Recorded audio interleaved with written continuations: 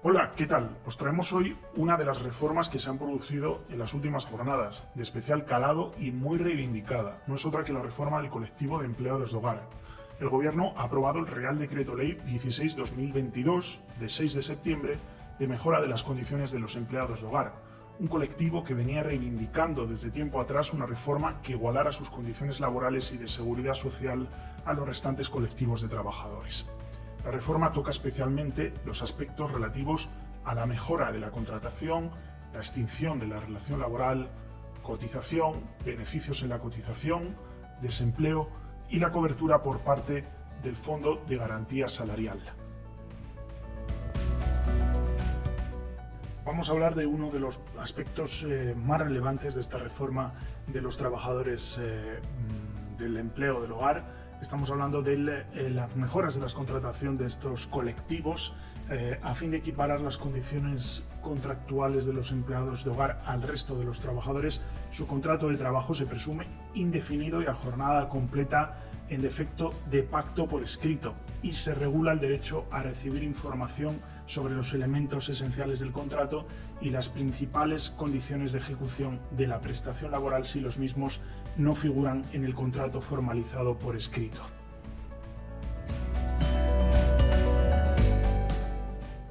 Nos tenemos que referir ahora a la extinción de la relación laboral de los empleados de hogar como una de las novedades introducidas por esta reforma, con el fin de eliminar las diferencias existentes que provocaban que su protección frente al despido fuera inferior al del resto de los trabajadores. Se elimina la figura del desistimiento y se recogen nuevas causas justificativas de la extinción del contrato.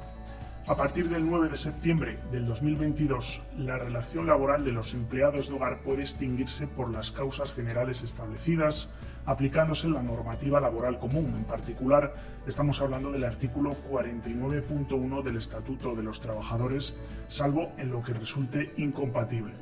Además, a partir de dicha fecha se elimina el desistimiento como causa de extinción y se introducen las siguientes causas. La primera de ellas es la disminución de los ingresos de la unidad familiar o el incremento de sus gastos por circunstancia sobrevenida. La segunda de ellas es la modificación sustancial de las necesidades de la unidad familiar que justifican que se prescinda del empleado del hogar. Y la tercera de ellas es el comportamiento del empleado que fundamenta de una manera razonable y proporcionada la pérdida de la confianza de la persona empleadora. Y la extinción por las causas indicadas debe de producirse con arreglo a una normativa que es la que viene a establecer también este Real Decreto.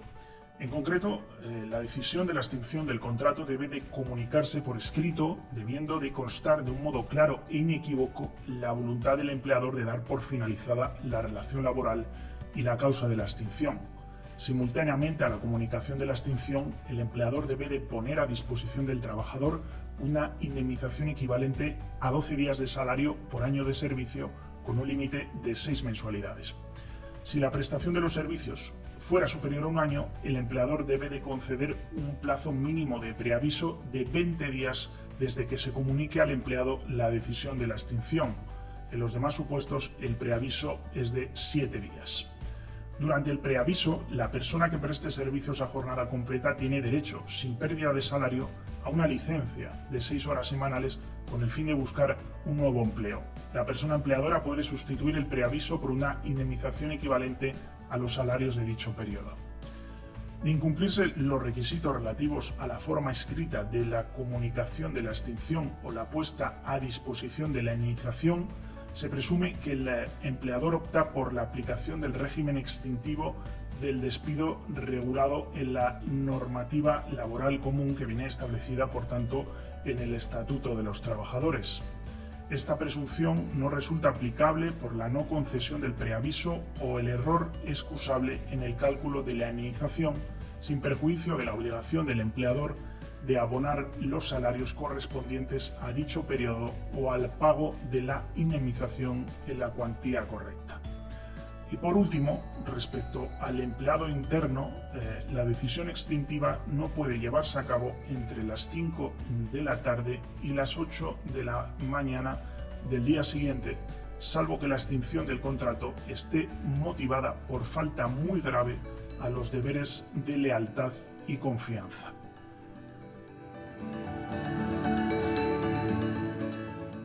En lo que respecta a la cotización de los empleados de hogar, se establecen en este Real Decreto las bases y los tipos de cotización para el año 2023. Para el cálculo de las bases de cotización, las retribuciones mensuales y las bases de cotización se establecen en una tabla que aparece en el indicado Real Decreto y va en concreto por tramos. Para que lo entendamos, un primer tramo es hasta 269 euros de retribución mensual, a la cual le corresponde una base de cotización determinada. En este caso son 250 euros al que se le tiene que aplicar el tipo necesario para extraer la cuota e ingresar. El último tramo es el octavo y le corresponde una retribución mensual de 1.166,67 euros y la base de cotización es la correspondiente en este caso a dicha retribución.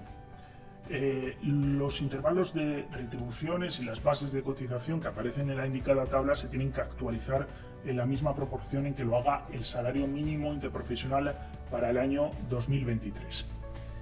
A partir del 2024, las bases de cotización por contingencias comunes y profesionales se determinarán conforme a lo que establece el texto refundido de la Ley General de la Seguridad Social y en particular me estoy refiriendo a su artículo 147, sin que la cotización pueda ser inferior a la base mínima que se establezca legalmente.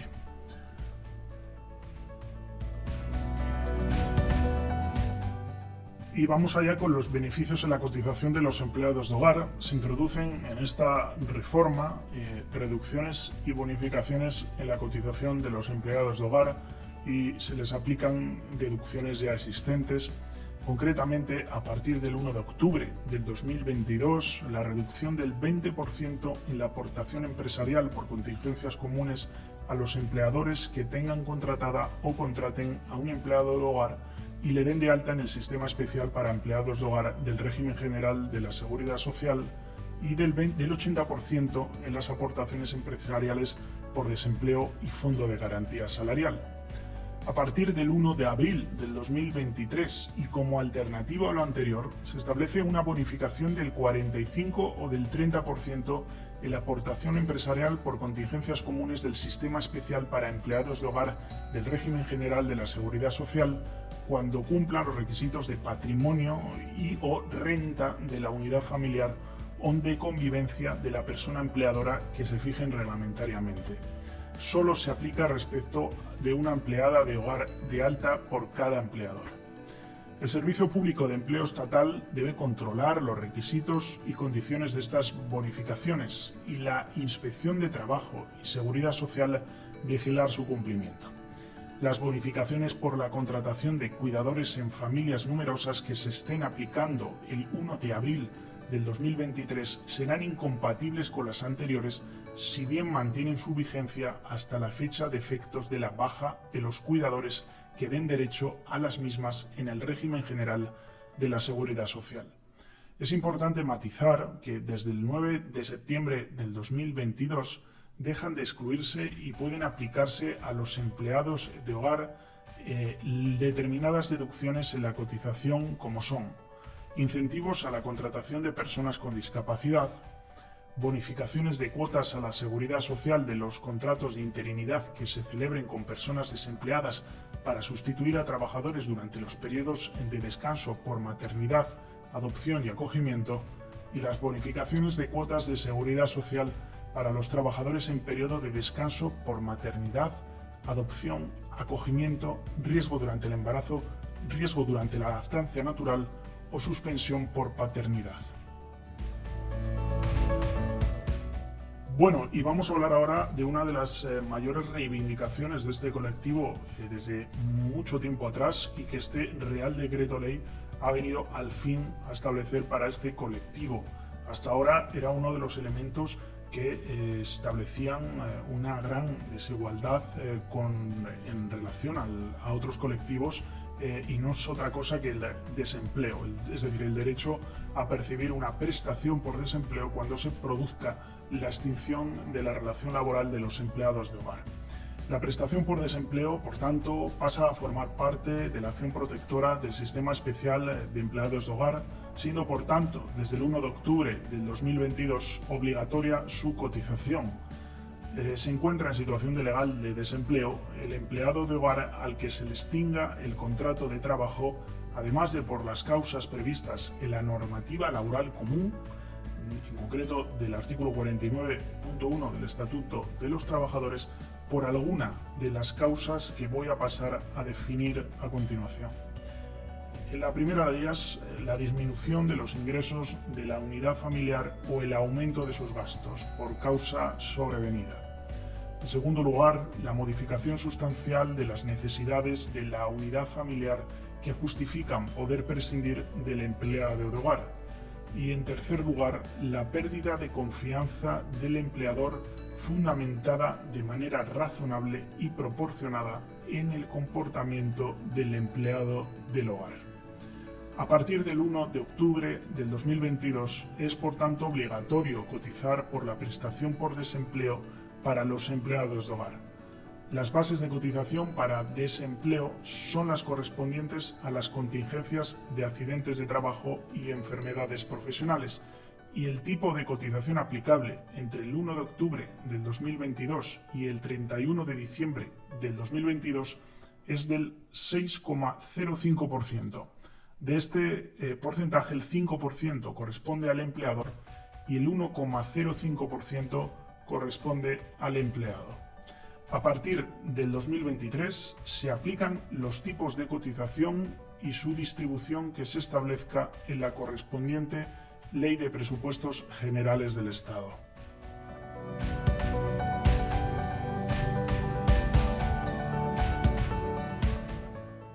Y bueno, si estamos hablando de un aumento de la protección en cuanto a la extinción del contrato de trabajo y a la indemnización y también a la cobertura de la prestación por desempleo, pues lo lógico es que hablemos también del Fondo de Garantía Salarial.